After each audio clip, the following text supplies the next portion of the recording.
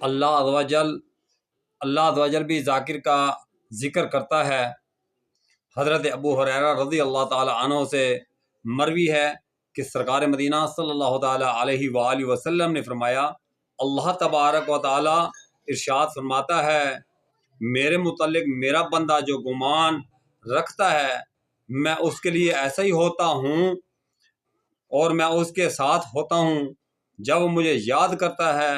اگر وہ مجھے اپنے جی میں یاد کرتا ہے تو میں اس کو اپنے جی میں یاد کرتا ہوں، اگر وہ مجھے کسی جماعت میں یاد کرے تو میں اسی جماعت میں یاد کرتا ہوں جو ان سے بہتر ہے۔